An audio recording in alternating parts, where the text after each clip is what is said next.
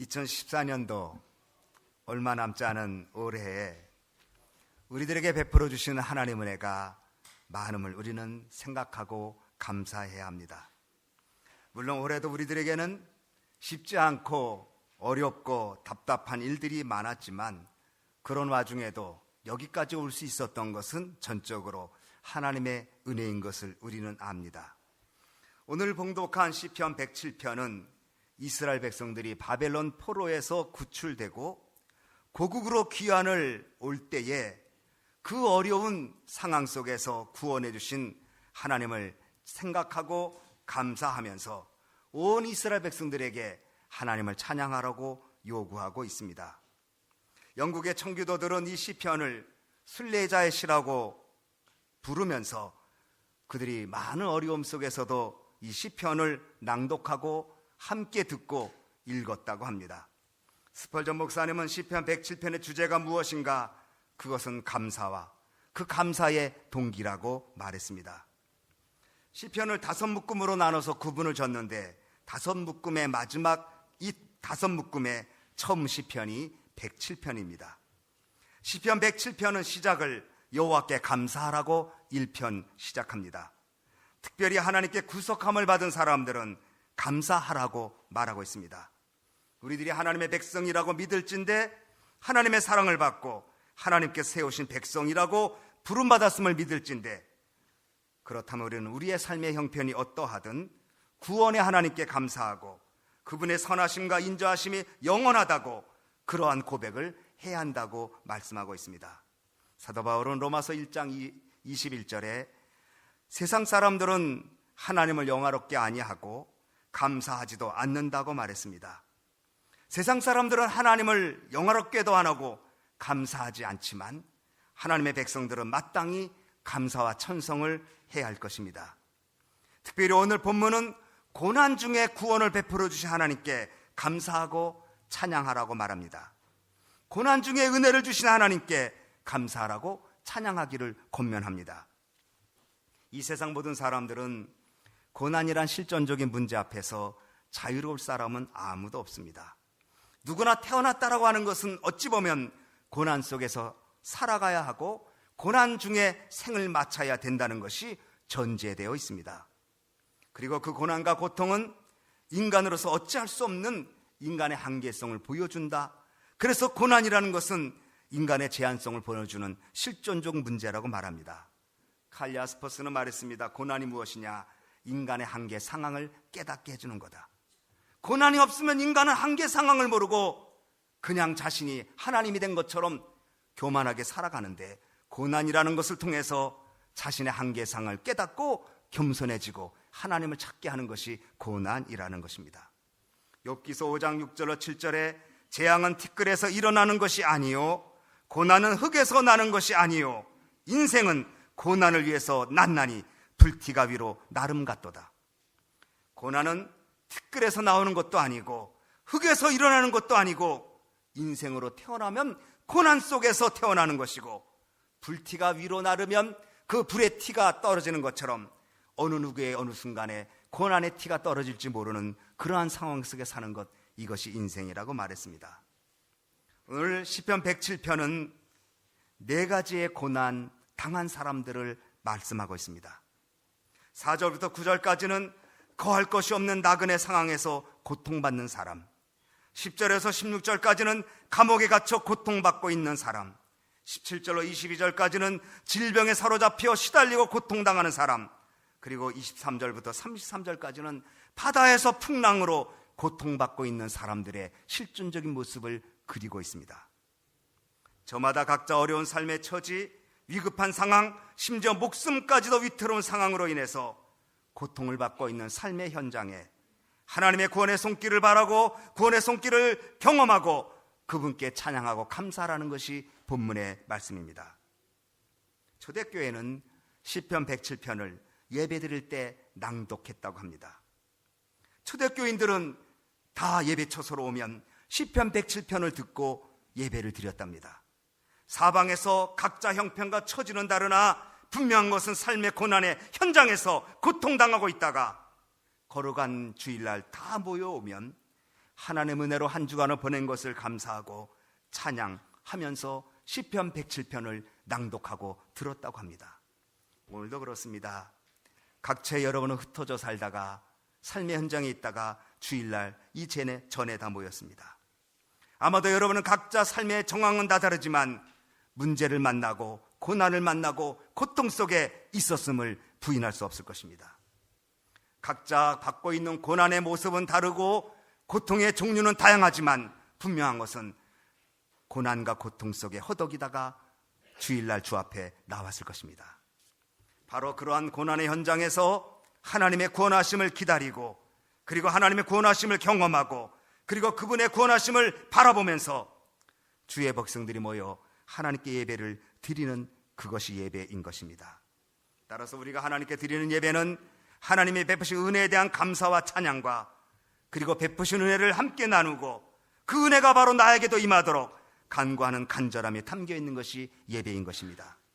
그래서 우리가 드리는 예배에는 구체적으로 드러나는 것이 우리의 간절한 기도요, 우리의 간절함을 부르는 찬양이요, 그리고 하나님 앞에 감사하는 것이 예배에 담겨 있는 것입니다. 시편 107편에서 고백되는 감사는 각자의 삶의 현장에서 겪는 고난의 경험은 다르더라도 어떤 사람은 이런 문제로, 이 사람은 저런 문제로 당하는 고난은 다를지라도 그들 모두는 하나님의 도움이 없으면 한순간도 견딜 수 없음을 알고 그 하나님을 의지하고 찬양하는 것입니다. 우선 시편 4절로 9절은 나그네가 겪는 고난의 현장입니다. 4절 말씀 한번 같이 읽겠습니다. 시작. 그들이 광야 사막길에서 방황하며 거주할 성읍을 찾지 못하고.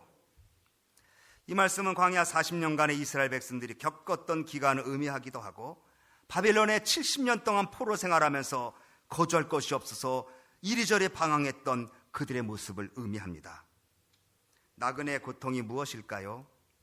오늘날에는 크게 피부에 와 닿지 않지만 옛날에는 낯선 땅으로 여행한다는 것은 상당한 모험 그리고 두렵고 떨리는 일입니다. 이스라엘 백성들은 자신들의 의지와는 관계없이 낯선 땅에서 나그네 생활을 하였습니다. 이집트에서 430년 동안 나그네 생활했습니다. 종살이했습니다. 광야길 40년을 나그네로 지냈습니다. 그리고 포로 생활의 70년을 나그네 생활로 지내기도 했습니다. 이스라엘 백성들에게 있어서는 나그네 생활이 무엇인지 그들은 압니다. 거할 것이 없어서 이리저리 방황하는 고통이 얼마나 큰지 그들은 압니다. 그래서 고향으로 돌아와서 정착할 수 있다는 것은 하나님의 은혜가 아니면 할 수 없는 불가능한 사건인 것을 그들은 알고 있습니다. 이렇게 나그네 생활, 방황하는 생활에서 돌아온 것 자체가 하나님의 구원의 역사인 것을 이 시편 시인은 고백하고 있습니다. 광야 사막길, 방황, 거할성을 찾지 못하고 그리고 5절에는 줄이고 목이 말라 그들이 영원히 그들 안에서 피곤하였도다. 사람들이 삶에 중요한 것이 세 가지라고 배웠습니다. 하나는 의복, 두 번째는 음식, 세 번째는 주택입니다. 의식주, 다른 건 없어도 이 의식주 세 가지만 해결되면 살아갈 수 있습니다. 과거에는 의식주 문제 때문에 이것만 해결되면 행복하다고 그랬는데 지금은 의식주 문제가 넘쳐나서 그런지 다른 것이 없어서 고통을 당한다고 합니다. 사람은 먹고 마실 음식이 없으면 살 수 없습니다. 마땅히 거할 집이 없으면 살 수 없습니다. 그리고 의복이 없으면 살기가 어렵습니다. 아마도 시편 107편에 지금 4절과 5절에 고백하는 이 이야기는 의복은 남루했고 다 헤어졌을지 모릅니다. 마시고 먹을 음식이 없었고 특별히 하룻밤이라도 편안히 발 뻗고 잘 만한 집이 없었을지도 모릅니다. 이것은 무엇을 의미할까요? 우리의 육신적 생활에 직접적으로 와닿는 문제에 대한 고통을 의미합니다. 특별히 경제적인 고통일 것입니다. 우리들의 이민 생활 중에 이러한 일을 많이 겪었을 것입니다. 미국의 이민 초기에 유대인들은 아파트를 주지 않아서, 이민은 왔는데 아파트를 주지 않아서 자기들끼리 모여서 쪼그려 잠을 자고 어찌하든 거할 곳이 있으면 단체로 몰려가서 잠을 자곤 했다는 이야기를 기억합니다. 요즘도 남미에서 오신 그 일용직 그분들도 아파트 하나, 하숙집 하나를 얻으면 10명씩 20명씩 들어가서 잠을 자고, 이 사람이 나가면 그 순간에 잠을 자고, 이 사람이 나가면 들어와서 잠을 자고, 그렇게 하면서 견디고 있다고 하는 이야기 듣습니다. 하루하루 렌트비 걱정해야 하고 마땅한 사업 찾기도 쉽지 않소. 어떤 분은 이것을 홈리스 모습이라고 표현하기도 합니다. 거할 것이 없어. 그리고 줄이고 목이 말라 그들의 영혼은 파리하게 지쳐갑니다. 그런데 7절 보면 7절 말씀, 또 바른 길로 인도하사 거주할 성읍에 이르게 하셨도다. 여기서 바른 길이란 바른 말은 헬라어로 야샤르라는 말, 히브리 말로 야샤르라는 말인데 꾸불꾸불하지 않다는 뜻이고 곧다는 뜻이고, 그리고 가장 적합하다는 그러한 뜻이 있습니다. 하나님은 우리가 경제적으로 지금 어려운 상황에 있는 것을 절대 외면하지 않습니다. 여러분들이 렌트비 걱정하는 것도 하나님이 모르고 계신 분 절대 아닐 것입니다. 여러분 렌트비 걱정했지만 여기까지 사셨습니다. 학비 걱정했지만 졸업했습니다. 어떻게 먹을까 걱정했지만 먹고 왔습니다. 우리의 생각과 그리고 우리의 계산을 넘어선 하나님의 방법이 우리에게 있음을 알진대 여기에 우리는 하나님께 찬양하고 고백해야 되는 것입니다. 줄이고 목말라서 거할성이 없는, 그래서 방황하는 연약한 모습을 주님이 외면하지 아니하시고 그 고통을 기억하셔서 하나님이 바른 길로 인도하셔서 거할성을 주신다고 말하고 있습니다. 두 번째 고통은 감옥에 갇힌 자의 고난의 현장입니다. 10절로 16절은 감옥에 갇힌 사람이 겪는 고난의 현장입니다. 아마도 그 당시는 억울하게 감옥에 갇힌 일들이 많았었던 것 같습니다.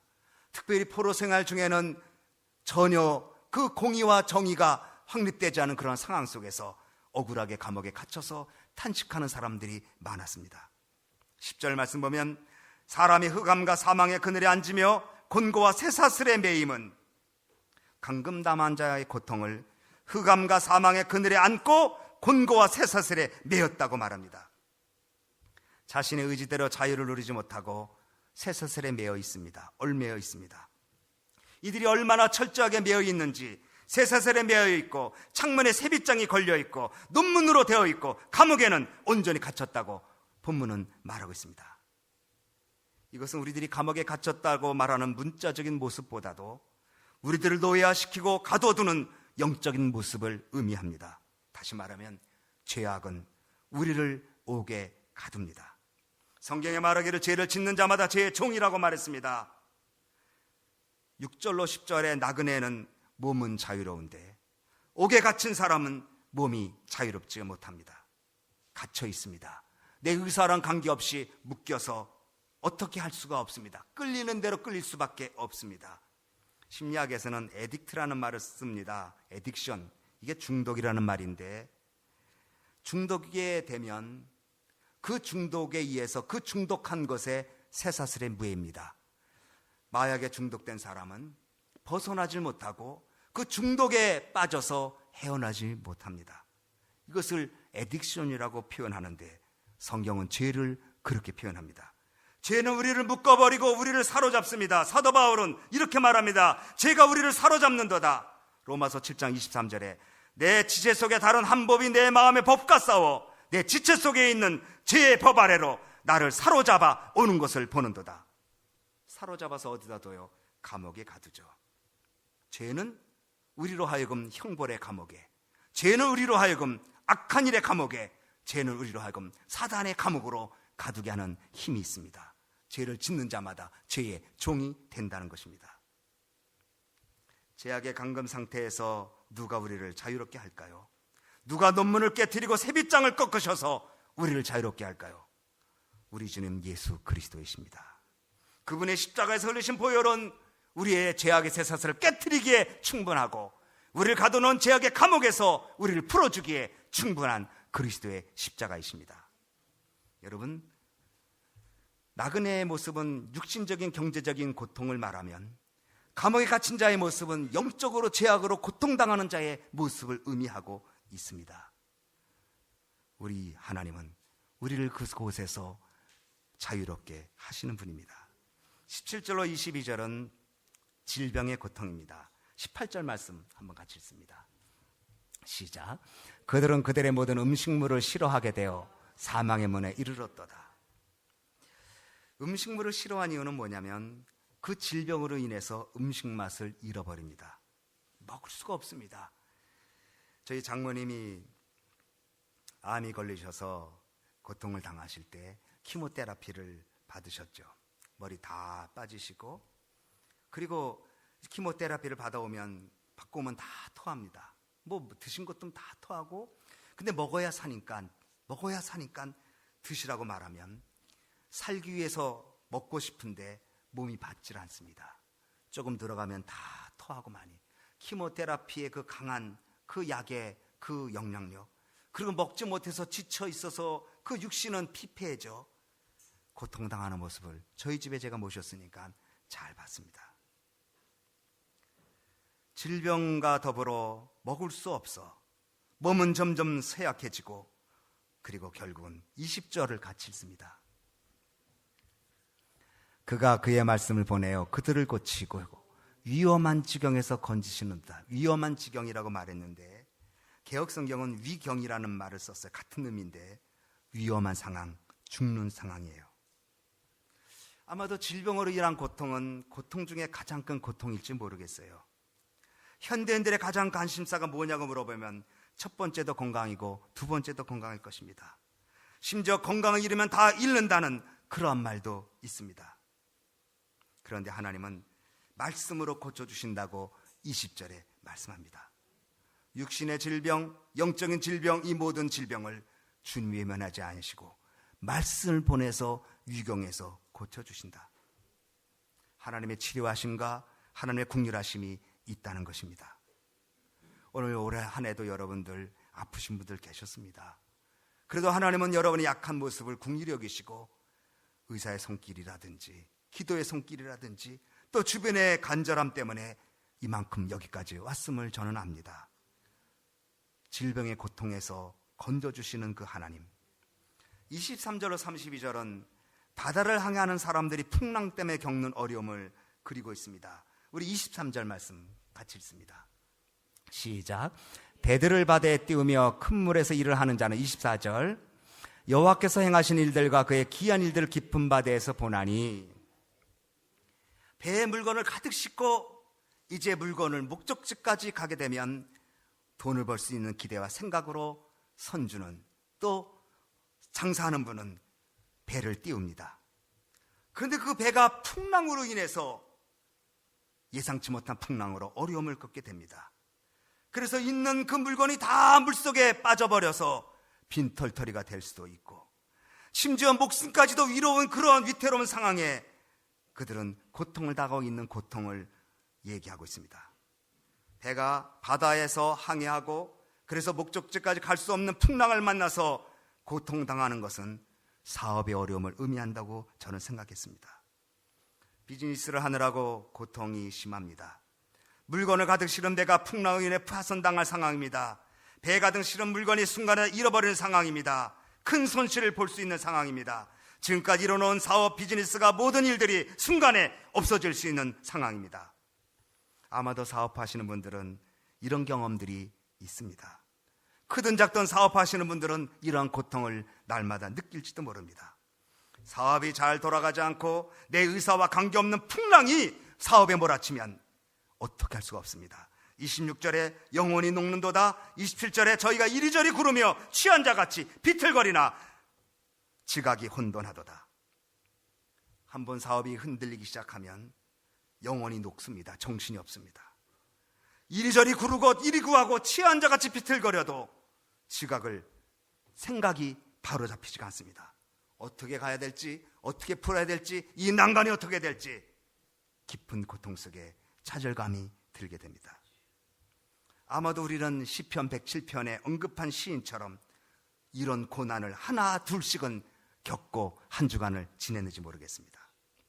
의식주의 문제, 경제의 문제, 나를 붙잡고 있는 죄성의 문제, 그리고 질병의 문제, 그리고 더 나아가서는 비즈니스의 문제가 실제로 고통과 고난으로 우리에게 다가오고 있습니다.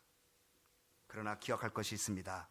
시편 107편은 고난의 현장을 강조하는 것보다 고난의 현장에서 사람을 건져주시는 하나님께 있다는 것을 알아야 합니다. 그래서 시편 107편은 우리 인생들이 겪는 온갖 고난을 4가지 종류로 소개하면서도 하나님을 향한 감사와 찬송을 중간중간에 언급하고 있습니다. 8절, 15절, 21절에 이렇게 말합니다. 여호와의 인자하심과 인생에 행하신 기이한 일을 인하여 그를 찬송할지로다. 8절, 15절, 21절 공통적으로 말하고 있습니다. 하나님의 인자하심과 인생에 행하신 기이한 일을 찬송하라고 말했습니다. 그러므로 시편 107편은 분명히 고난의 현장을 얘기하고 있지만 어둡고 침울하고 걱정하고 근심되는 분위기가 아니라 고난에서 건져주시는 하나님을 찬양하고 감사하는 긍정적인 믿음의 분위기가 담겨 있는 것입니다. 그래서 시편 107편은 감사와 찬양이 어우러집니다. 그래서 1절에 여호와께 감사하라, 그는 선하시고 인자하심이 영원하다고 말하고 있습니다. 그러면 고난의 현장에서 어떻게 해야 할까요? 우리 한번 읽겠습니다. 우리 6절 한번 읽어보겠습니다. 6절, 18절, 13절이 다 똑같이 나와요. 6절 시작. 이에 그들이 근심 중에 여호와께 부르짖음에 그들의 고통에서 건지시고. 하나님이 여러분의 근심 없는 것을 근심이 없는 것을 근심 있는 것을 아십니다. 근심 없는 인생 없는 것 아십니다. 그런데 그 근심 중에 하나님께 어떻게 했다고 그랬어요? 부르짖었다. 하나님은 고난당하는 사람들의 부르짖음을 외면하지 않습니다. 적극적으로 고통의 현장에 하나님은 찾아와 주십니다. 예레미야 33절에 너는 내게 부르짖으라, 나는 내게 응답하겠다. 마가복음 9장 29절에 기도 외에는 이런 일이 있을 수 없다. 찬송가 487장 제 집 맡은 우리 구주 가사에 시험 걱정 모든 괴로움 없는 사람 누군가 부질없이 낙심 말고 기도드려 아르세. 이런 진실하신 친구 찾아볼 수 있을까? 우리 약함하시오니 어찌하니 아를까? 근심 걱정 무거운 짐 아니 진자 누군가 피난처는 우리 예수 주께 기도 드리세. 맥스 핸델은 이렇게 말했습니다. 기도는 전기 스위치와 같다. 전기 스위치가 전기를 주는 것은 아니지만 전기 스위치는 키면 전류가 통해서 밝게 만든다. 우리가 하는 기도 자체가 응답이 다가오는 것은 아니고 하나님이 베풀으시는 응답이 응답인데 바로 그 기도는 전기 스위치와 같아서 하나님의 응답하심을 이루는 통로가 기도라고 말하고 있습니다. 그래서 고난 중에 있는 이 사람들이 6절에 13절에 19절에 똑같이 이에 저희가 근심 중에 여호와께 부르짖음에 고통에서 건졌다고 말하고 있습니다. 그리고 고통받았던 사람들이 기도만 할 것이 아니라 8절, 15절, 21절, 31절 공통적으로 나오는 것이 하나님을 찬양하는 것입니다. 우리 한번 읽겠습니다. 8절 시작. 여호와의 인자하심과 인생에 행하신 기적으로 말미암아 그를 찬송할지로다. 하나님은 여러분의 형편과 처지를 아십니다. 여러분이 경제적으로 당하는 그 압박 아십니다. 여러분이 죄성으로 인해서 여러분의 잘못된 성품, 자기가 자기를 알죠. 그래서 자기가 올가매어지고 자기 힘으로 풀 수 없는 그런 모습들을 아십니다. 그리고 질병 아십니다. 그리고 더 나아가 이민의 삶의 사업의 현장에서 고통당하고 힘들어하고 눈물 뿌리는 것 주님 아십니다. 그러나 기억할 것은 하나님 살아계십니다. 인자하심과 인생에 행하신 기적으로 말미암아 그를 찬송할지로다. 기적을 베푸시는 분은 주님이십니다. 우리는 기도하고 찬송 감사할 뿐입니다. 그 하나님을 기다리고 의지하여 하나님께 더욱 가까이 나가는 우리 소망교회 식구 다 되어지기를 주님의 이름으로 축원합니다. 기도하겠습니다. 우리 한번 통성으로 기도하겠습니다. 저는 신방을 하거나 또 아니면 성경 공부를 하거나 또 아니면 이렇게 성도님들과 대화하면서 4가지 중에 하나는 다 갖고 있습니다. 어려움을. 그러나 우리가 낙심할 것 없는 것은 이 시편 107편은 고난을 얼거한 것이 아니라 우리 인생에 행하신 하나님의 사랑과 그분의 은총을 감사하는 것이니 하나님 여기까지 오게 하셨습니다. 여기까지 지켜주셨습니다. 주의 선한 도심과 신비로운 역사가 다시 또 한번 있게 해달라고 우리 한번 다 같이 통성으로 다 같이 기도하겠습니다.